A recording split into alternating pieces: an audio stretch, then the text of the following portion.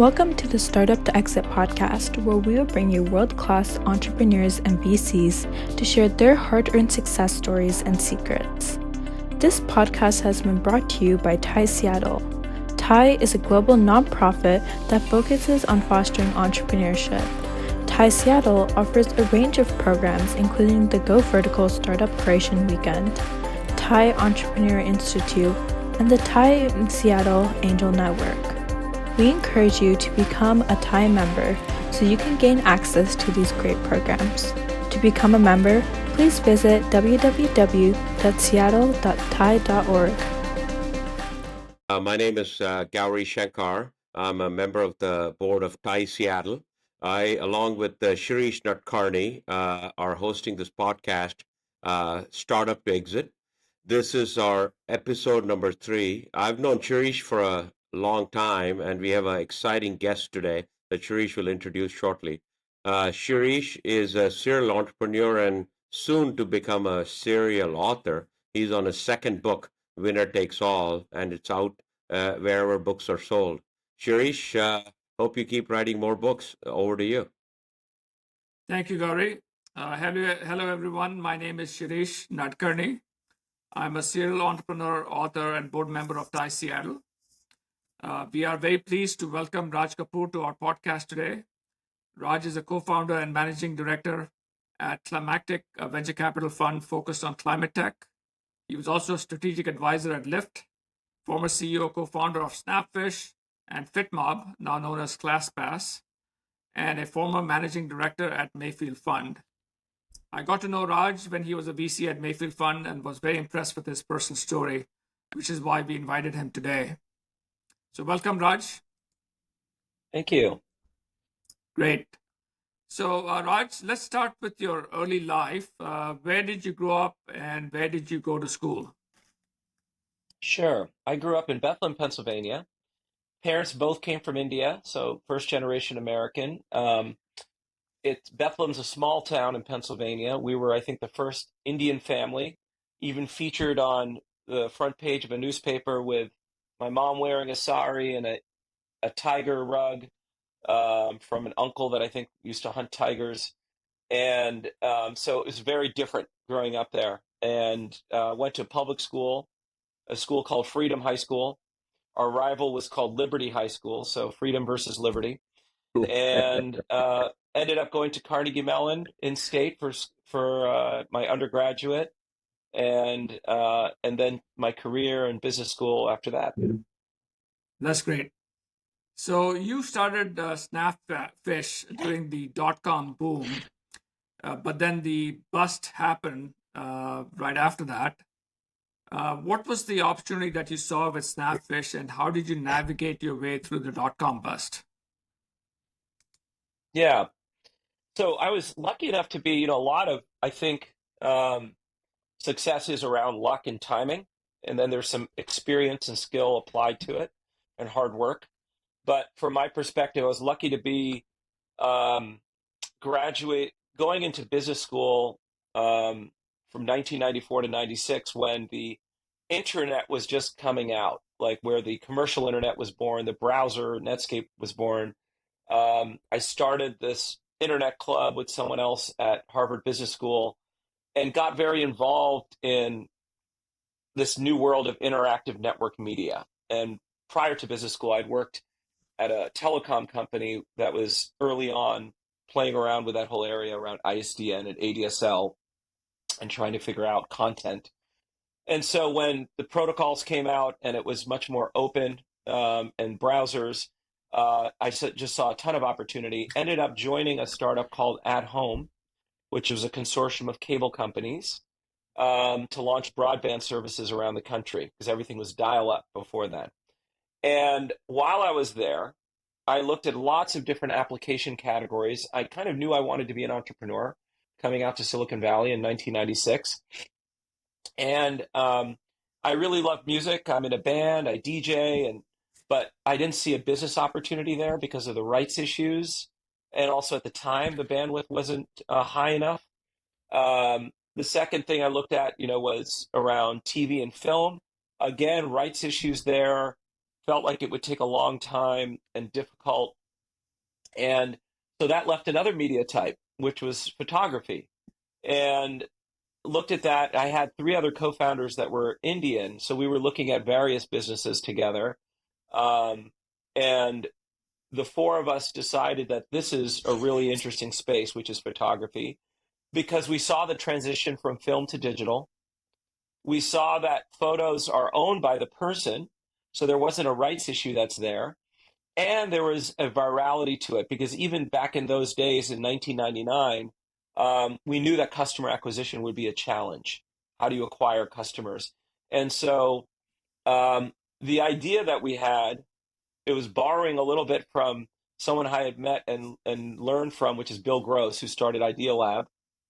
He had the audacious idea to start a company that gave away a PC for free PC, as long as you look at the ads. Yeah. And I studied the model, and I don't think anyone was quite sure whether it would work. But I thought, well, if he can give away a PC, why can't I give film developing? And then what you do is you get the person, when they're a film user, they're uploading, we're digitizing their images and putting them online. They want that repository. They'll share it through email. And back then, AOL was they had You've Got Pictures as well, but it was a very clunky service. And they'll hopefully purchase products. So it could be gifts, could be prints. And in addition to that, each time they're viewing photos, we can show them very personalized ads, because we'll ask them questions up front. And so that was the plan, to give away free film developing. And then once you get a digital camera, this is your place now. You're going to put your digital photos there too, and you're going to process them and print them if you want, and do whatever you want to do it. So it was a photo commerce site. And most good ideas are not unique, and probably 100 other startups were there in the same 6-month period that we had to compete with. The most notable competitors were Shutterfly and Ophoto, and then we were Snapfish. And so that was the beginning of Snapfish. I was introduced to Mayfield, to Yogan Dalal. And here are four bright young Indian founders coming in and pitching him. And he liked the idea. And another friend from business school, Brad Garlinghouse, who now is running Ripple, but he was at a VC firm called CMGI. And they both syndicated the deal, and just on a PowerPoint, we were able to raise $7.5 million in 1999, which was wonderful. And then we proceeded to launch, and found that the idea didn't really work. People were nervous about giving us their film because it was through mail.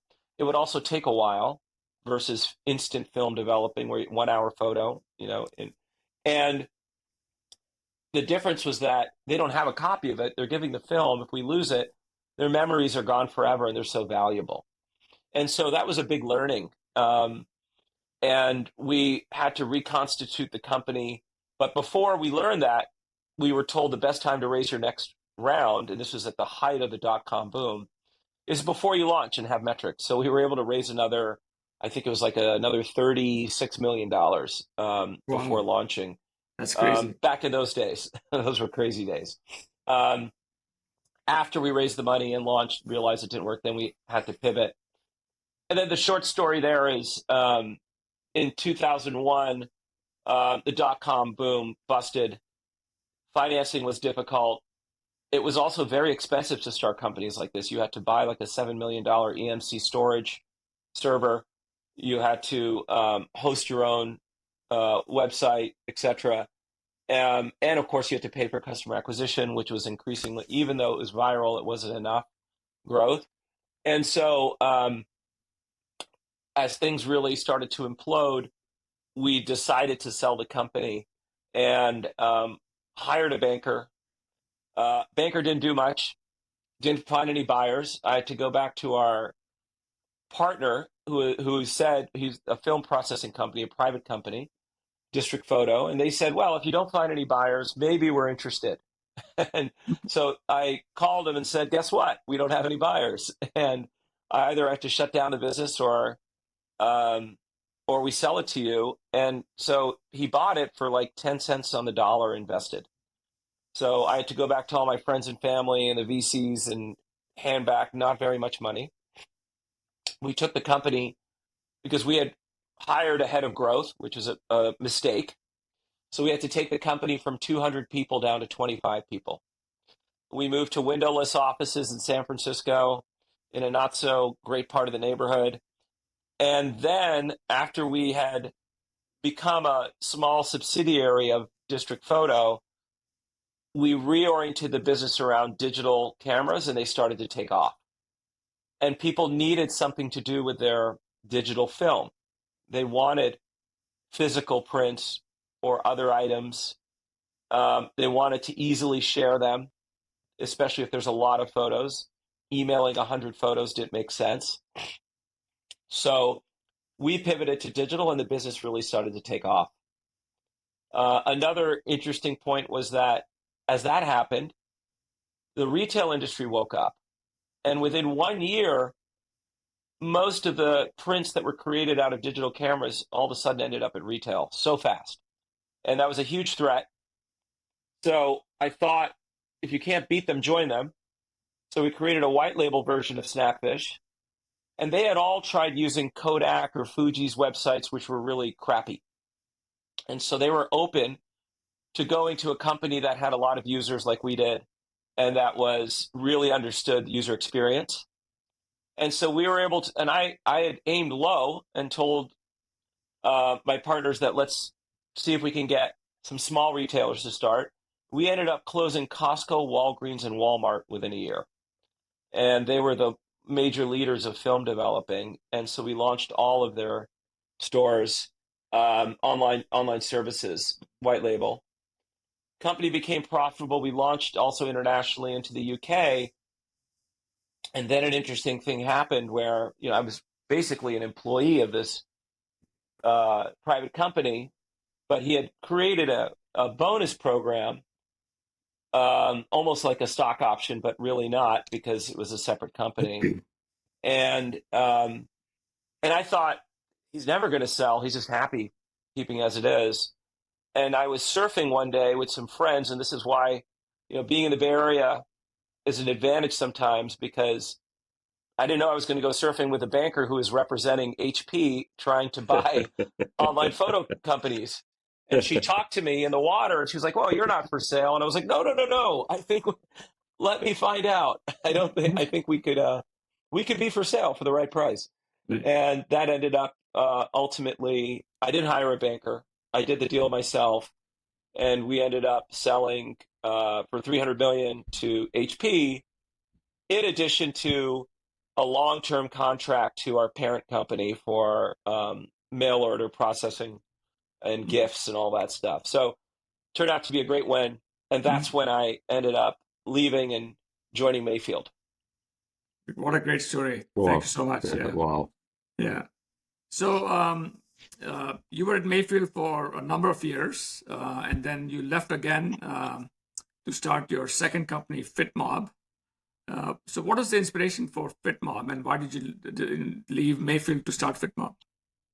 Yeah, so I enjoyed my time at Mayfield, but after about 7 years or so, I had the itch to go be an entrepreneur again. And part of it was what happened in 2007, 2008. I really got the climate bug, in the sense of I always like to have some purpose and goal outside of just making money to focus my life on.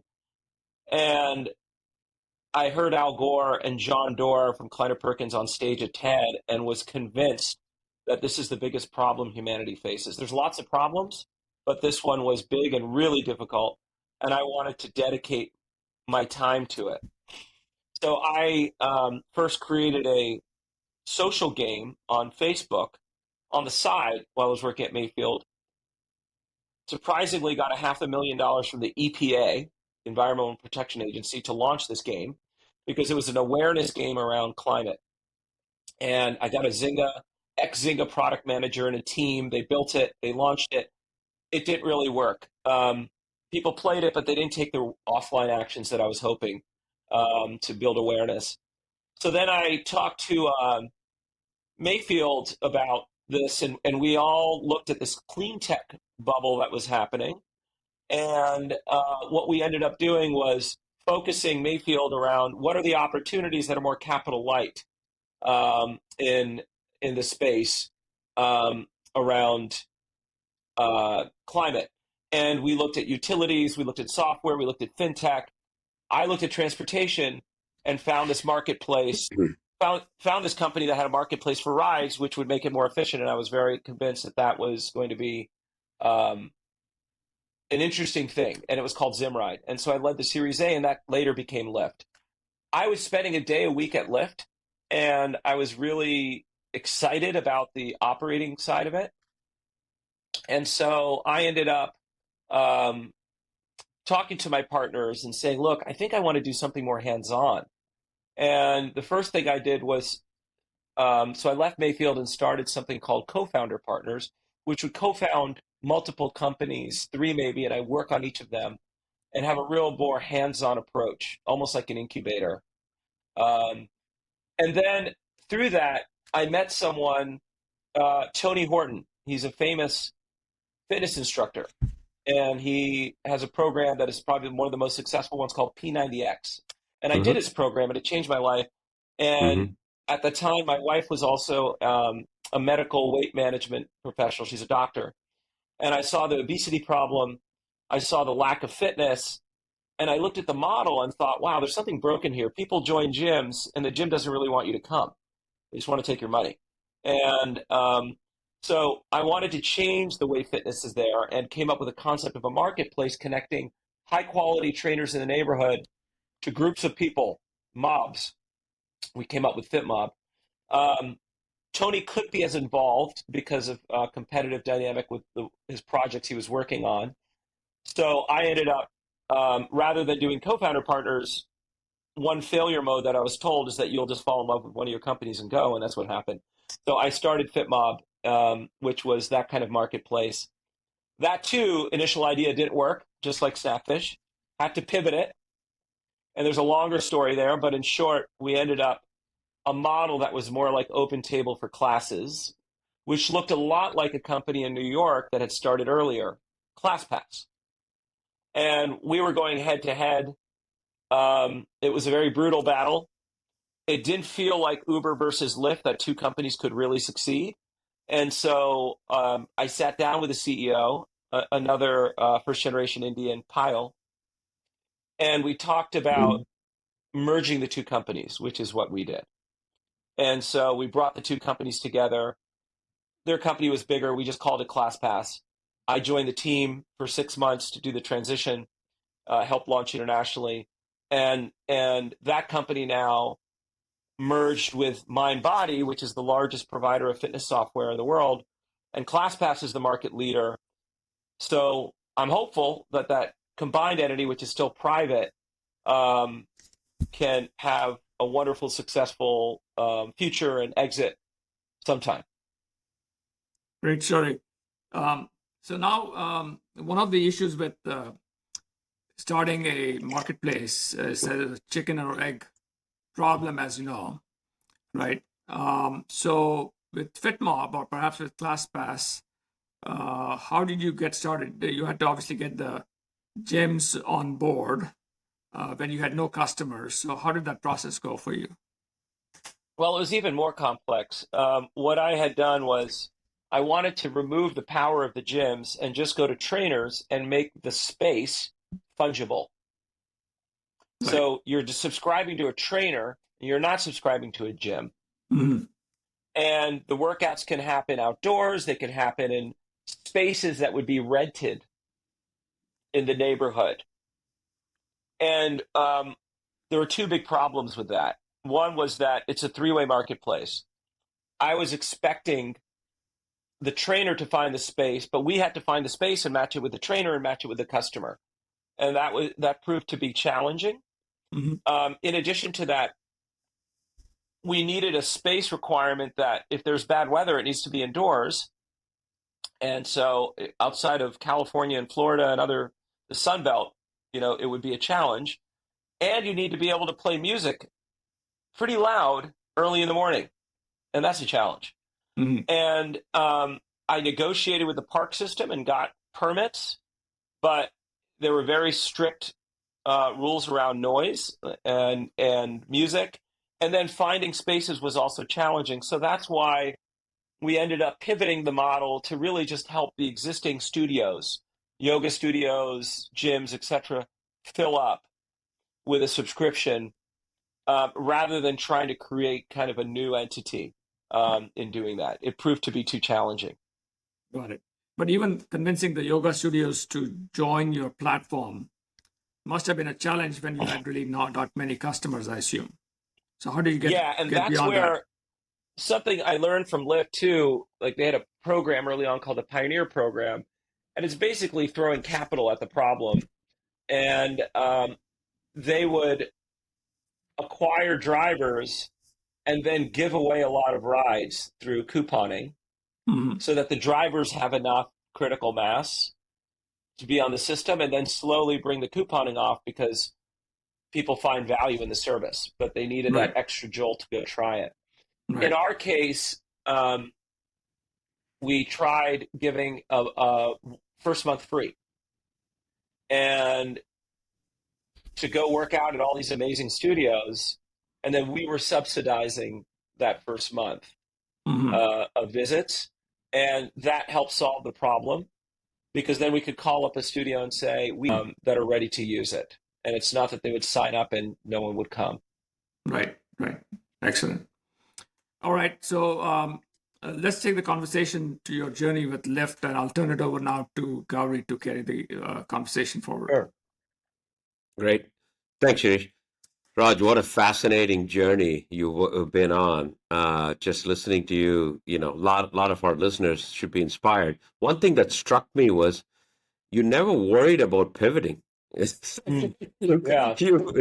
Whether it was with your companies or with your funds or any of this, you just said this is not the right time and pivoted and didn't hang on to your, oh, I got to do this kind of a thing, which founders get stuck in sometimes because it's, how is this something you all along had, or was it one of those that you were forced into? What was the journey? I'll come to the lift part of it, but I found this part of your story very fascinating that you never worried about pivoting. You thought, it's what Hmm. I got to do, and convinced everybody around you to do it. Is that something you did naturally, or is something you learned? Well, I would say pivoting is always hard. Yep. It was difficult to make the decision each time. Mm-hmm. But there are, I think, two things that allowed me to do it with more ease. Mm-hmm. One is coming from an engineering background where you're looking for truth and it's like and with the beauty of starting an internet business is that you get data Mm-hmm. and you can there's still a lot of judgment that's necessary, but I was looking at more like there's a truth here somewhere, we just have to solve it. Mm-hmm. And we have to apply the data to it versus I have this grand idea and I am going to do that. And that gets to the second point, which is that I think there is a surrendering of ego. Mm-hmm. So, for example, when I was pivoting Fitmob into what looked like ClassPass, and then I'm realizing that it's better to merge the company with our fiercest competitor. One of my advisors, who's also our legal counsel, is an amazing guy, Ted Wang. And he was the advisor and counsel to Dropbox, Facebook, and others.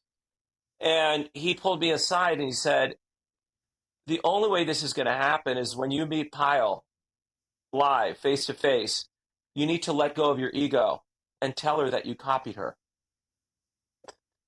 And only then can this like tension dissolve that's there. And that's in fact what I did. And the tension dissolves. And it became more like, okay, how do we make this work versus two people kind of butting heads in doing it. So I think And ego dissolution is an important element too, because it's not about you have a hypothesis but it's not like you've figured it all out. Yeah, and I think this the word you use, ego disillusionment, because to be an entrepreneur, you got to have that, bravado, confidence, little edge, and a lot of ego to get to that point, right? Then you got to look inside and say, hey, this is the right time to do this, and we have the same confidence to let it go because you saw the larger goal of the company and your idea surviving. Otherwise, the other option was it probably, sort of gets to its own destiny, but not at the rate at which or even the scope at which you got there. Yeah, I think that's part of it is a great learning for young entrepreneurs because they watch a ton of social media and everybody says you got to go, and really don't know when to really reflect. That seems like a great lesson. Share ego disillusionment. That's a word I think I'm going to that phrase I'm going to remember going forward. Yeah, it has spiritual background around Uh-huh. that that's what we are at our core, but Uh-huh. that gets a little bit deeper. But yeah, I think the other piece of it is that it's rarely works if you are pivoting the company to something totally different. Mm-hmm. But if people joined you, like in the case of Snapfish, they join because there's an emotional satisfaction people get about their photography. It creates Mm-hmm. beautiful memories. Mm-hmm. Our pivot was how we got to that end goal, but the end Mm-hmm. goal of, we call it bringing smiles to people, still existed. Mm-hmm. How to get there was changed. Same thing with Mm-hmm. Fitmob. It was about fitness. It was about getting people to be more active. So, Mm-hmm. but how we got there changed. But the Mm-hmm. people that joined for that mission remained excited about it. Yeah.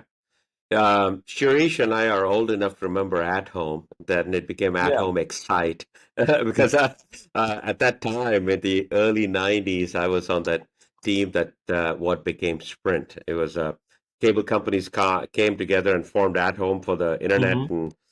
and the version earlier than Sprint for the wireless. It was interesting to watch both of those. And then the early days of Netscape when CDs used to come out, Excite used to send those out, and the browsers. It's an era that very few will remember, but we do remember. Shifting to left, right? So I remember Zimrite in the early days that sort of became left. We were involved here in a company called Glimpse, and that had early days of location intelligence, and Zimrite was using that uh, very well. But left had this in just looking at it from the outside. Lyft had this. Uh, I almost say a culture of uh, being in cooperation with the community. I think that came from Zimrite. I'm not so sure. But Uber was this, we're going to take the world and the world's against us. It may have come Yeah. from the founders, but Lyft didn't have that. They had that pink, mustache and all that came later. But Lyft never said, I'm going to take everybody down. And Mhm. Uber said they did, and they were unabashed about the whole thing. Was that a topic of conversation inside? Was it a conscious, or is this something the founders culturally permeated through the company? Um, I think it's hard not to reflect your personality Mm-hmm. into a company. And the Mm-hmm. personality of the founders of Lyft were very different than the Mm-hmm. personality of the founders of Uber, and their mission and the way Mm-hmm. they view the world was different. However, Mm-hmm. I would acknowledge that part of what Uber did Mm-hmm. was to have that kind of fighting mentality to Mm-hmm. overcome some really difficult forces around Mm-hmm. the taxi industry. Commissions. Mm-hmm. And so that was probably necessary at a Mm-hmm. time to break Mm-hmm. through. Mm-hmm. But then once that is broken through and the network, whether it's Uber or Lyft, continue to grow, now you are a fabric in the city where you have to be in harmony more. Mm-hmm. And I think Travis had a challenge pivoting to that as a Mm-hmm. leader. Mm-hmm. and it was necessary. And then Dara was able to come in and make that pivot. Nicer, gentler Uber. We were able to come in and stay authentic to the founders' concept of cooperation and working together and working closely, which benefited us as well coming in. But the industry needed that there's a time and a place to fight. The question is then how do you evolve over time so that you can grow and maintain? True. Yeah, I mean, they had the world domination, eliminate taxis approach, while Yeah. there was going to be a coexistence. Seems like it was obvious from everybody. But so Lyft, the Uber was running away, had this big ambitions. How did Lyft? What was Lyft's strategy at that point to say we're going to be a number two or survive? Because Uber was raising maybe more money and going after this with big ambitions, and they were going to take on the world, and they were going to fly planes, and all kinds of things. Seemed like Lyft was very true to its original mission. What was then the thinking that Lyft can do this and be okay doing it and make it? Yeah. So, that's a discussion that we had when we first invested and Mm, I was on the board. And then later I mm, came and joined as full-time chief strategy officer for 4.5 years. So that mm-hmm, was then what I lived and breathed. I would mm-hmm, say initially um, it wasn't a feeling like we were number two. It was like we're gonna fight to be number one. However, mm-hmm, we knew that the market was big enough for two players. mm-hmm, The number of rides potential in a city is massive. mm-hmm, And also, it wasn't this like scarce supply. mm-hmm, There are lots of potential drivers, mm-hmm, and drivers are comfortable driving for both. mm-hmm, And because we didn't want to have an employee model, you have to allow them. You can't restrict them from driving to both, mm-hmm, and that's what mm-hmm, they ended up doing. So mm-hmm, we felt that the market was big enough to support even mm-hmm, a strong number two. But of course, our planning was how can we be number one? But there are mm-hmm, points of market share that it gets more expensive to fight, and so you have to be mm-hmm, careful about when you do that and when you don't. Then, in mm-hmm, terms of scope, when I joined, and even prior to that, like the mantra has been to focus. mm-hmm, And there's a large enough opportunity in mm-hmm, rides, and we can be mm-hmm, really good at it. And then mm-hmm, there were some adjacencies that were important. So, like, it, the future is self-driving. We need to address that, and so that mm-hmm, was what I worked on, as well as the future is electrification. mm-hmm, So how can we help drivers go that direction as well? The future is mm-hmm, shared rides to reduce congestion. So we mm-hmm, launched shared rides as well, where mm-hmm, people are sharing. So there was enough innovation and there was enough market size to be really focused on what we were doing, which isn't mm-hmm. always the case in other industries. Let's take this driver aspect, because that was a key aspect of bringing the drivers and uh, passengers together. Passengers were always there. They were using taxis before. You eliminated friction of payment. They started using Uber and Lyft. So, but the drivers, at some point, Uber thought drivers was their sort of, I wouldn't call them enemy, but it was a very contentious relationship that they led to autonomous. They went down this autonomous path, and so did you. What was the initial thinking behind autonomous cars? Because even now, even though it's launched in San Francisco, I think there's protests from all kinds of agencies and others about Cruise and Waymo and all that. What was the initial thinking that people will be very comfortable getting into driverless cars, or was it that driver-assisted cars could be the transition in the original, without getting into the technology part of it, just the Yeah. key aspect of how you attract a passenger to sit in the car? Well, I think it wasn't really about driver assisted. Like that doesn't really do anything to help the economics. Uh-huh. It was something that was happening in the industry. Mm-hmm.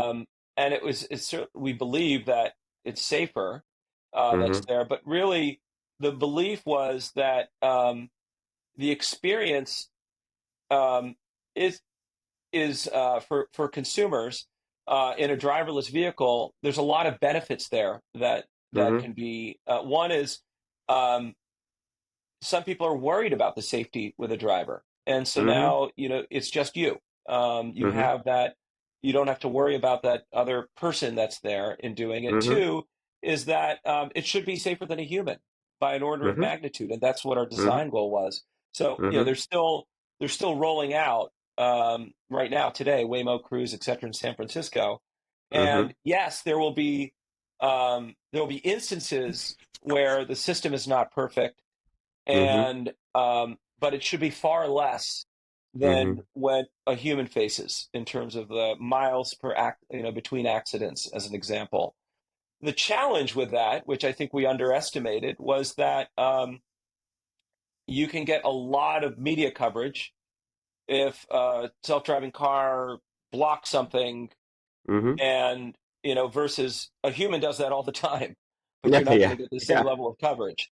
And so Yeah. statistically we were right, but there's a perception challenge that I think is probably larger than what we thought when these vehicles were launching. So, given that you were in the I mean, almost one of the early entrants in the autonomous, so where do you think it is, and what do you foresee for the next 3 to 5 years in autonomous driving, in terms So of there's a couple technology things. or So there's experience? yeah, there's technology, cost, and experience. I think experience Mm-hmm. is fine. Mm-hmm. There is a education on how Mm-hmm. safe it is for a consumer that Mm-hmm. needs to happen. That's the most important thing around the experience. But once you're Mm-hmm. in the vehicle, feels great, but it is a little bit jarring of like, whoa, there's Mm-hmm. no one in the front seat driving. So that is a big change. Um, Cost, vehicles are still not uh, they're not yeah, they're basically too expensive Mm-hmm. on a cost per mile basis when you account for the lifetime of vehicle, the change out of the sensors, the compute power that's necessary. But that cost is coming down over time. So I'm Mm-hmm. confident, but we're not there yet. The other Mm-hmm. piece that is the reality is that the reason why we're able to now operate these safely in cities is that they do have a human takeover. So that Mm-hmm. if the vehicle is not sure about what to do, a human will be called in to help make a decision. So it's human assisted. And Mm-hmm. that increases the cost per mile too, depending on how Mm-hmm. often a human is being involved. Mm-hmm. If you have to have one human that's watching the entire ride, or can you be watching four rides at the same time in Mm-hmm. doing that? So I think that's going to take some time where Mm-hmm. the system gets more intelligent and it does gather data and learn. And the Mm-hmm. long tail of events is what matter there, because it Mm-hmm. can do the basics already. It's the Mm-hmm. long tail that makes a big difference. So I'd say that we are probably a few years from economic viability, Mm-hmm.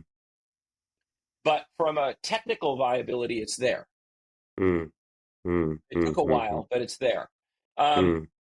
Highways is a little bit more challenging because you're going at high Mm-hmm. speeds and you Mm-hmm. can't afford to have a mistake. You can make more Mm-hmm. mistakes when you're going 30 miles an hour than when you're going 70 miles an hour.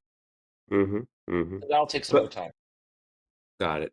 So now, just to Toyota bought it. Just the last question on that topic. Toyota acquired you guys, that unit rather, Yeah. and in your mind, do you see the OEMs changing the experience? I mean, still it's a car. The way you drive a car, I drive a car. Could it be that it doesn't, in theory, it doesn't need a steering, or it doesn't need the same space constraint as the as the current car is, front and Yes. back, or right? We could all be sitting and just having this podcast in a vehicle, in a pod that moves, and there may be use cases outside of just transportation for those. But is that something that OEMs will experiment? Yes, I think down the line, because we're not there yet. I think you need to get vehicles as they're designed today at a cost working to where they are. Mm-hmm. But there are some beautiful designs, and there's a lot of ideas. And I used to give a presentation on this in the future of transportation, where Mm-hmm. um, there's no reason to have a steering wheel or anything, so you can have more cabin space. You can Mm-hmm. fit more passengers in. You can do more in there. You can use, is it while you're sleeping, you're working, you're being entertained, you're socializing, and you go beyond just transportation into why can't your office be mobile? Mm-hmm. Why can't your office be moving to wherever you need to go? Why can't your Mm-hmm. house be mobile? Um, I'm running a venture fund now called Climactic, which invests in climate tech. And one of what we're doing is electrification of transportation. And we invested in a company called Lightship, and they've created Mm-hmm. an all-electric RV, and it's beautiful. Mm-hmm. And it is, you would love to live in it. And you can imagine someday if that is autonomous, where your home is mobile. Mm-hmm. Mm-hmm. And you don't have to, while you're sleeping at night, you're going to your next destination, kind of like you're going in a plane. Oh, awesome. That's a good segue to your new fund, that your most current venture. What's what's the focus? I mean, climate tech is the focus, but what's the area you're doing it in? Because these seems to be fairly long. Can you elaborate for our audience about the fund and what are you guys looking at in investing, or what have you invested in? Yeah. So first of all, um, for me at this point, after having invested in some climate related opportunities in transportation and also spending time at Lyft, um, I saw both an opportunity for impact as well as returns as we went from clean tech, which was about disrupting the energy space, to climate tech, which was about decarbonizing every industry. Venture makes money on huge disruption, and digitization was one of those.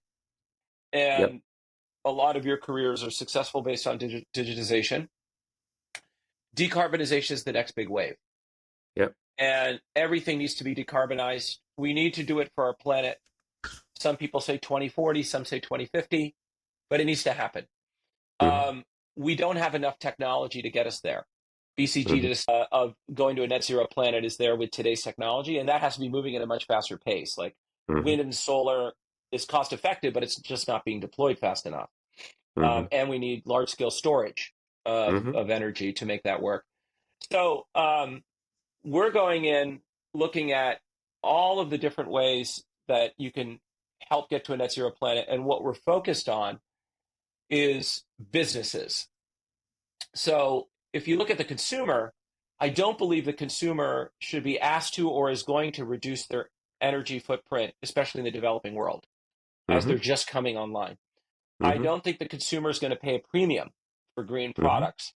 So Mm-hmm. really, and I don't think that the government is effective enough to legislate our way to success either. It's not going to Mm-hmm. happen. So we're Mm-hmm. really relying on businesses. 8,000 plus businesses have made a net zero pledge in the world.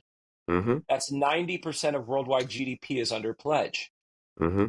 They need help in getting there. Our Mm-hmm. fund is focused around not as much deep tech, more around software, data, and services to Mm-hmm. help enterprises and mobility get there.